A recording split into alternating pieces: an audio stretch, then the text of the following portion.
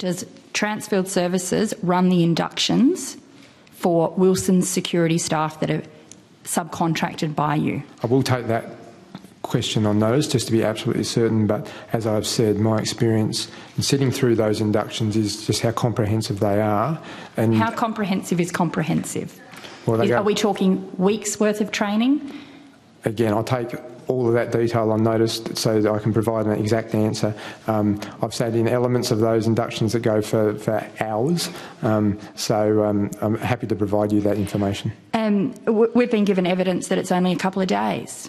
Would you disagree with that? I'd take that question on notice to be absolutely certain. So you know it's at least hours? I've sat in on elements and sat through parts of it as part of my role, so it's comprehensive, absolutely. Right. Just have clarification of your position again. I'm the Executive General Manager for Logistics and Facilities Management. And you don't have any knowledge of these, questions? Everything is going on notice? I want to be exact. It's a very large contract. It's complex, Senator. I want to be absolutely certain that we provide the exact detail for you. Senator, we have come here on relatively short notice and we've come here willingly and we want to cooperate fully with the committee, but we want to make sure that we provide accurate information, not guesses.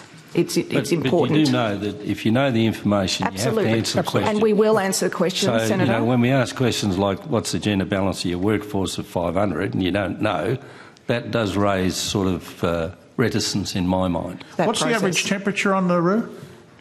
Senator, I don't have that information. It's low to mid-30s, Senator. It's low to humid mid-30s, yeah. And that's, what, all year round? It's a very, very stable environment, yes, Senator. And so do you get any complaints about it? How many of these facilities have air conditioning? Some of the facilities are air-conditioned. Which ones? Senator? Those that have children under the age of 5 or 6, if I remember correctly. So these tents are air-conditioned, are they? Those ones with families with young children are air-conditioned. Generally, the marquees are not air-conditioned. There's a range of other facilities across the island that have air conditioning, depending on their use. Which facilities are air-conditioned? Well, the medical centre, for example, yes. Senator, is a sensational facility. That's air-conditioned. So you've got to get sick to get into the air conditioning, do you?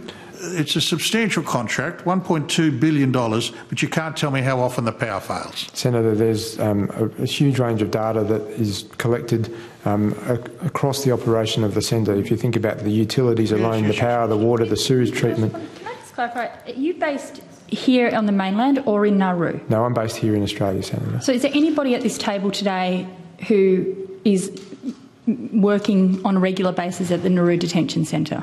Senator, we all visit, but no, there is... And we all have executive responsibility in relation to the operations. We assess the terms of reference and we believe we were the best people to appear today. So when were you first aware, Mr Osborne, of sexual exploitation in terms of access to showers, exchange for cigarettes, marijuana occurring inside the centre? Senator, there's, and I've said this before, we've got very detailed reporting. When were you first made aware of those allegations? I'd have to take that on notice, Senator, because... Was it before the Moss review, Senator, or after? Senator, we'll have to take that question on notice. Mr Osborne, I'm not prepared to take that on notice. You must know either prior to the Moss review or after the Moss review. When were you first made aware that there was trading of sexual favours and exploitation for cigarettes, access to showers and marijuana? Senator, I think we've made it clear. I'm sorry, Mrs Manning. I've put a question to Mr Osborne. I'd like an answer.